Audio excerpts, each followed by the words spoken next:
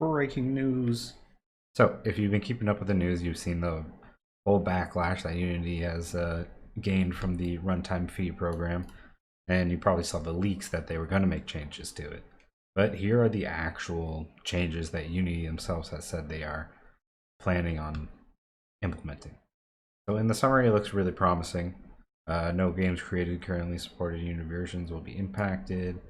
Only those created with the upgraded LTS versions in 2024 or later. Only those created with or upgraded to the LTS version releasing in 2024 or later, currently referring to as the 2023 LTS, will be impacted. So if you're using an LTS right now, the long-term support, which most people are, or they're recommended, you're probably on the 2022 or the 2021. So these changes won't go into effect for you. But if you're using the pre-release editors, it seems like that's what they're referring to here.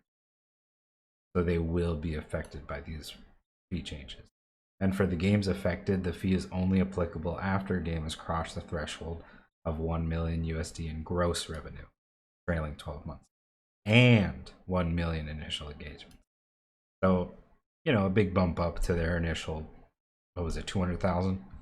And after crossing these two thresholds, you can pay the runtime fee, either based on monthly initial engagements, which they were referring to as installs before, or 2.5% of your game's monthly gross revenue. Ultimately, you will be charged the lesser of the two. So definitely much better than their initial idea. So here they go into a little more detail. So for Unity Personal, the personal plan will remain free, and there'll be no runtime fees for games built with the plan. And they'll increase the annual revenue and funding limit from 100,000 USD to 200,000 USD, and will remove the requirement to use the Made with Unity splash screen, starting with the LTS version that is going to be affected by these terms. So if you're going to keep using an older LTS like 2022, 2021, then you will still have to use the Made with Unity splash screen, but none of these fees will apply to you. So before, if you released a game with Unity Personal and your annual revenue was over $100,000 USD, it would force you to upgrade. You wouldn't be able to use Unity Personal anymore, their free plan, but they are increasing that value to $200,000. So doubling it, which is pretty nice.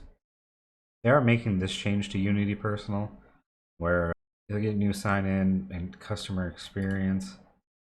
They'll need to sign into the Unity Hub with their Unity ID and connect to the internet to use Unity. If the internet connection is lost, customers may continue using Unity for up to 30 days while offline, which is kind of weird. It's not going to affect like me, but it's just, why would you have that, I guess. But they are adding some more useful things to your Unity subscription. Unity Personal includes the Unity Asset Manager. Okay, so the Unity Asset Manager is just a cloud storage for assets. And you get 10 gigabytes of storage for that. You also get a maximum of 3 DevOps seats featuring 5 gigs of storage and 200 Windows build. So this is what DevOps is referring to. It has a Unity version control, which I really like, and Unity build automation, which I haven't used yet.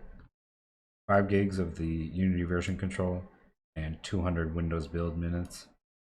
Anyway, so like was mentioned before, the runtime fee does not apply to any games created with any currently supported Unity versions. It only applies to games created with or upgraded to the LTS version releasing in 2024. They do add that they will make sure that you can stay on the terms applicable for the version of Unity you are using as long as you keep using that version.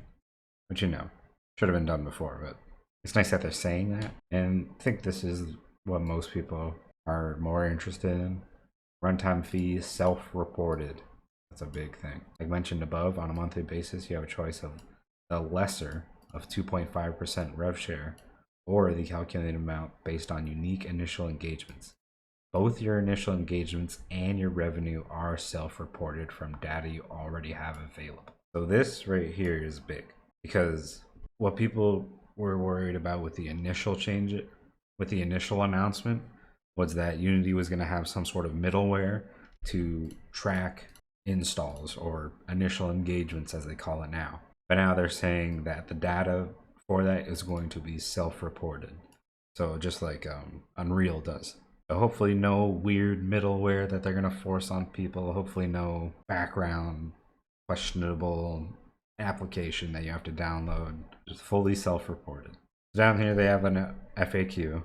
So it's just going into a bit more detail for some of the questions people may have. Runtime fee does not apply to any games created with the currently supported Unity versions. Yeah. The fee will only apply if all of the following criteria are met. So your game is made using a Unity Pro or Unity Enterprise plan. If you have Unity Personal, it doesn't apply to you. They're increasing that annual revenue and funding limit from 100,000 to 200,000 for the Unity Personal. Your game is created or will be upgraded to the next major Unity version releasing in 2024. So even if you are using a Unity Pro or Unity Enterprise plan, if you're still on the 2022 or 2021 LTS version, the fee's not going to apply to you. But if you're using 2024 LTS, then your game needs to meet both thresholds of 1 million USD gross revenue on a trailing 12-month basis and 1 million lifetime initial engagement, which they were calling installs before. And these are both going to be self-reported. So again, it's just reiterating, if you release a game using Unity 2022 LTS, the fee will not apply. But if you release or upgrade a game in 2024 using the 2023 LTS, which will be released in 2024, then the fee would apply. Right here, they're going more into detail about what they mean by initial engagements. So when we first introduced the runtime fee policy, we used the term installs, which, everyone found to be unclear. So they're now using the term initial engagement as the unit of measure. They define initial engagement to mean the moment that a distinct end user successfully and legitimately acquires, downloads, or engages with a game powered by the Unity runtime for the first time in a distribution channel. And then they explain the definition in a little more detail. We use the word distinct because we do not want you to worry about situations where it is impossible to tell players apart, such as a game deployed in a public space, as a trade show floor. You can count such a situation as if it were one player. So a lot of developers go to trade shows, show off their game, have 500, 600 people starting up their game, closing it, starting up their game. It's all going to count as one player. We use the word legitimate because we do not want to bill you for activity for piracy or from people obtaining the game fraudulently. Again, it's unclear how they're going to detect this, but with the engagements being now self-reported, it's a little safer. We use the term end user because we do not want to bill you for activity from your development team, from automated processes, or other people who are not actual players of your game. Again, since it's self-reported data, I'm not sure how they would track this anyways. We use the term for the first time because we do not want to charge you for players playing your game multiple times, reinstalling your game, or installing a game on extra. Once again, it would be almost impossible to track this unless you have some sort of middleware or some sort of application that needs to be ran. So like every player that plays a Unity game would have to be connected to the internet. But since it's self-reported data, we wouldn't need to worry about something like that. By in a distribution channel, we mean that for a given end user, the runtime fee will be charged once for each method that they obtain the game. For example, if they buy your game from 2 different app stores, then you would count and report the initial engagement once per store. But if they buy your game from 1 app store and deploy it to 2 different devices, you would count and report the initial engagement once. So if someone had 2 phones, like they were a rapper, and one was an iPhone and one was an Android, they buy your game on the Apple App Store and they buy your game on the Android store, that would count as 2 engagements. But if they have 2 Androids or 2 Apples, they're both signed in on the same account, and they buy the game once and download it on both phones, then it would only be 1 engagement. Because it would be kind of impossible to figure out if someone was buying 2 copies of your game from 2 different app stores, but it was one person. It would just be impossible to figure that out unless they were on like 1 account, but then they would already. It Confusing, doesn't matter. How does Unity expect me to measure the initial engagements for my game? In practice, we do not expect most customers to measure initial engagements directly, but to estimate them using readily available data. The most appropriate approach to use will depend on your game and your distribution platforms. Here are some examples of metrics that we recommend. Number of units sold. For a game with an upfront payment, using the number of units sold is an acceptable estimate. Very nice, very nice. Like Steam numbers, all that. Subtracting units where the end user requested a refund can make the estimate even more accurate. Very good that they mentioned that, just in case. First time user download. For a game with no upfront payment, distributors often provide the number of distinct user accounts that downloaded a game for the first time. This is also an acceptable estimate.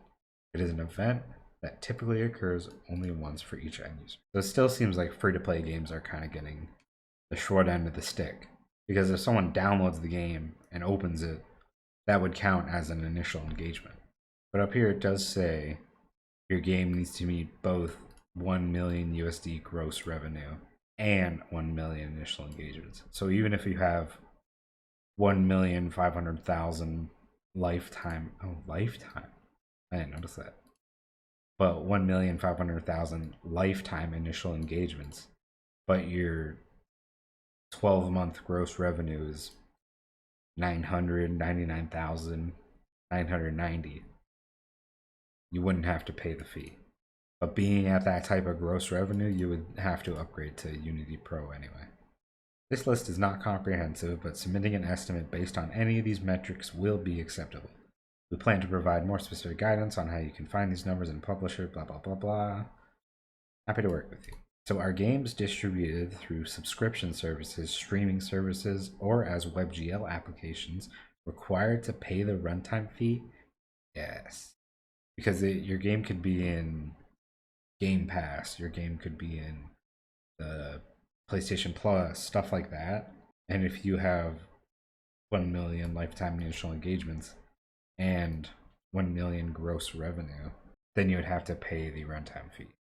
So if you get paid $1 million to put your game on Game Pass or something, and 1 million people play your game, then you would be subject to. For some of my distribution channels, I do not receive data that I can use it as an accurate estimate for initial engagements. How should I report these channels for calculations of the runtime fee? In these cases, in which your game has crossed the necessary thresholds, we recommend you use the rev share. So they're basically like, if you can't figure it out, just pay the 2.5%. How do I report my data? Both revenue and initial engagements are self-reported. We will work with customers and partners to develop tools and processes that make this easy as possible. Self-reported data. Beautiful, right there. Does installing the game on multiple devices count towards the Unity runtime fee? Multiple device initial engagements from the same distribution channel count as a single engagement. Initial engagements from separate distribution channels count separately. So Steam versus the App Store, or versus the Google Play Store versus the Apple App Store. They're all different distribution channels. So one person downloading your game on those 3 channels would count as 3 different engagements. Does installing and reinstalling a game count as 2 separate initial engagements? No. For a given end user and distribution channel, there can only be one initial engagement event, which happens the first time the user plays the game. If the end user later installs and reinstalls the game, there's no initial engagement. Do I still need to pay for my Unity subscription plan? So yeah, you'll still have to pay for Unity Pro or Unity Enterprise on top of the runtime fee. This is weird right here. How does Unity estimate the runtime fee when I have not supplied data?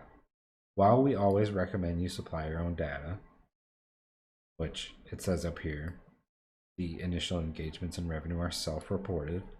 In the absence of that, we will use our own data from Unity services that you have agreed to integrate into your project and readily available external data. So if you haven't submitted gross revenue or initial engagements, it seems like they'll just use maybe like your Steam charts or something, or maybe if you're using any of the Unity like network for game objects stuff like that. They'll just use data that they grab from that, I guess. But I like that it says that you have agreed to integrate into your project. That's a good sign. And then it's still Group A and B countries. The EULAs. Group A countries have tiered rates, including all these countries. And then Group B countries are a flat discounted rate, represent every other country other than countries in Group A. Okay, so then they have this nice image. Looks a bit better than, looks a lot better than the image they had before. So your choice of 2.5% gross rev share or fee based on initial engagement. And that about does it for their actual post. Mark Witten also posted an open letter to our community, which says, "To our community, I'm Mark Witten and I lead Unity Create, which includes the Unity engine and editor teams. I want to start with this. I am sorry.